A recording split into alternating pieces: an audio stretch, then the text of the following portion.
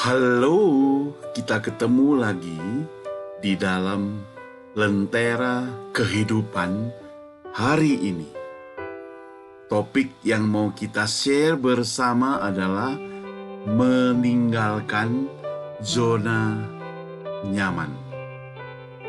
Mari kita lihat Filipi pasal 2 ayat 6. Filipi 2 ayat 6 firman Tuhan berbunyi demikian. Yang walaupun dalam rupa Allah tidak menganggap kesetaraan dengan Allah itu sebagai miliknya yang harus dipertahankan. Itu yang Yesus lakukan. Walaupun dalam rupa Allah, garis bawahi rupa Allah, tapi dia tidak menganggap kesetaraan dengan Allah, garis bawahi, sebagai milik yang harus dipertahankan. Kita berdoa. Bapakku yang di surga, aku sering terbuai dengan kenikmatan yang ada di dunia ini. Aku begitu merasa hidup dengan nyaman, dengan hasil jeripayahku, sehingga aku pikir segala rencanaku semuanya dapat terlaksana. Tetapi aku harus belajar menghadapi masalah yang disebut dengan meninggalkan zona aman atau zona nyaman. Apalagi di masa COVID, banyak hal yang harus aku tinggalkan. Tolong aku Tuhan. Biarlah aku mengerti bahwa hidup itu merupakan anugerah. Hidup itu merupakan pemberian-Mu semata-mata. Ampuni daku, ampuni daku. Dalam nama Tuhan Yesus berdoa.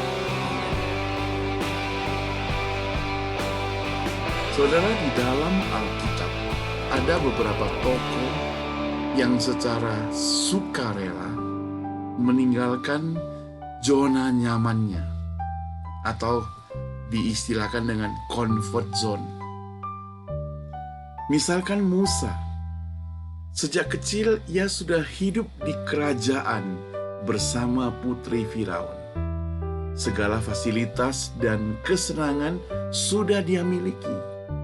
Dia merasa senang, tiada kurang apapun. Boleh dikatakan dia adalah calon juga putra mahkota.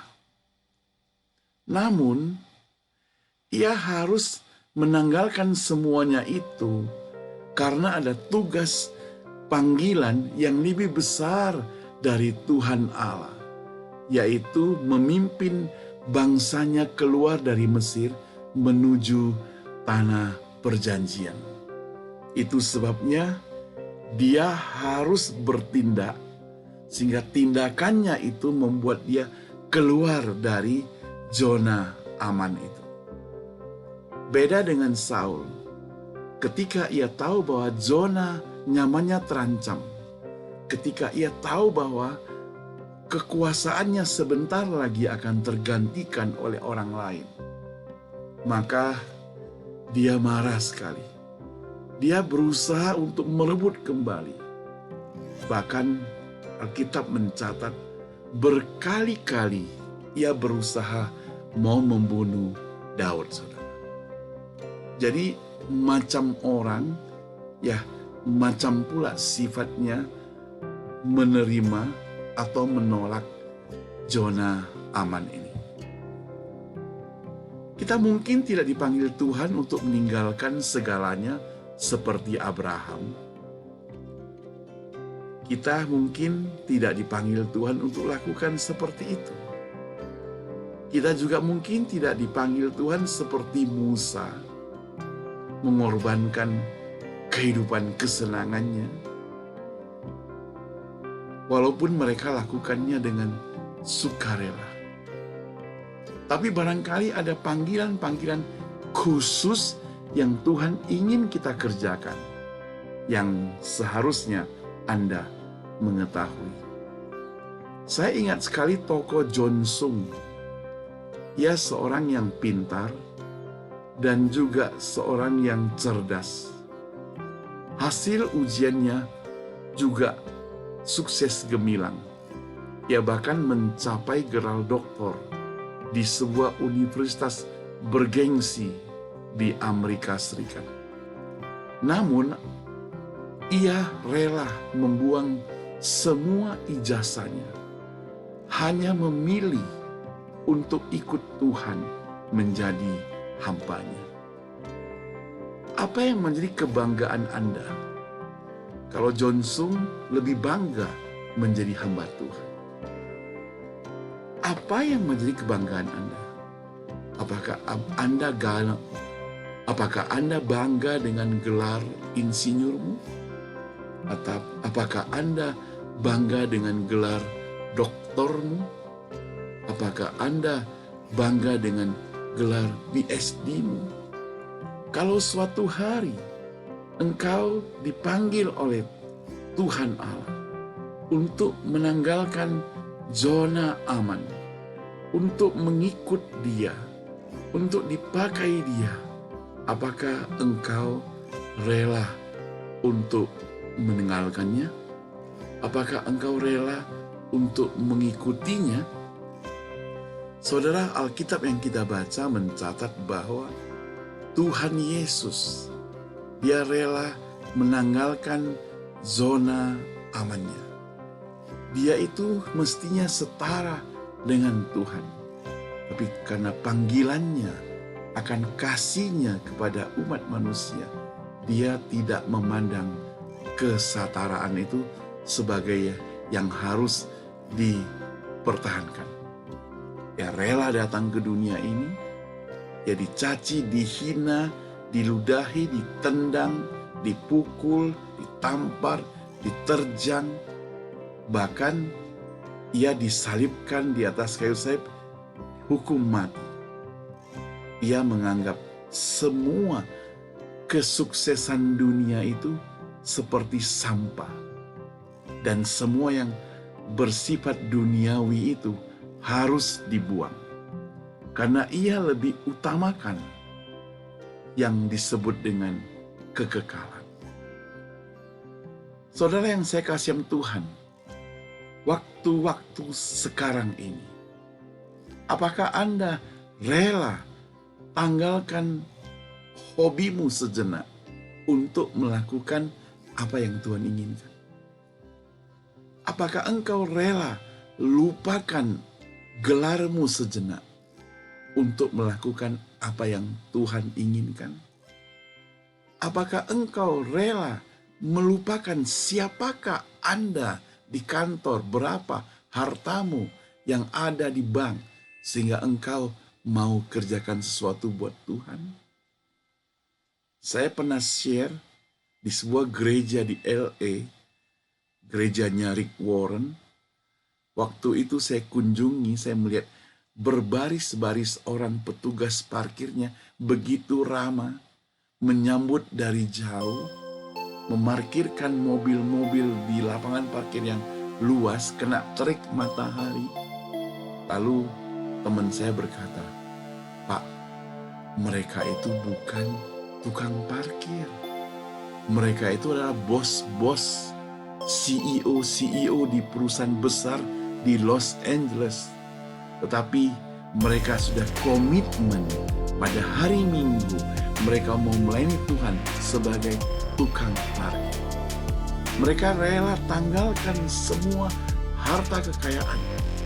Mereka bisa saja ambil sedikit uang untuk membiayai orang untuk jadi tukang parkir. Tetapi tidak dilakukan itu. Mereka lakukan sendiri. Lakukan sendiri.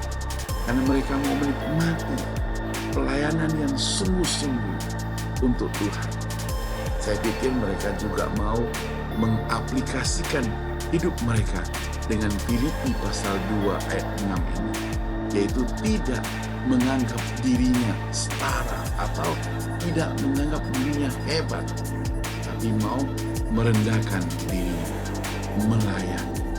Karena orang yang sungguh-sungguh melayani, dia harus merendahkan hatinya merendahkan dirinya untuk melayani orang lain. Kalau dia tetap tinggi hati, merasa hebat, merasa lebih kuat, merasa lebih pintar, merasa lebih dihormati, dia tidak bisa melayani. Walaupun mungkin dia bisa memperagakan seperti orang yang sedang melayani. Dia bisa memperagakan seperti orang yang memberikan persembahan yang jumlah banyak. Tetapi ia tidak bisa benar-benar melayani. Dia tidak bisa membohongi Tuhan. Karena Tuhan melihat sampai hatinya yang terdalam.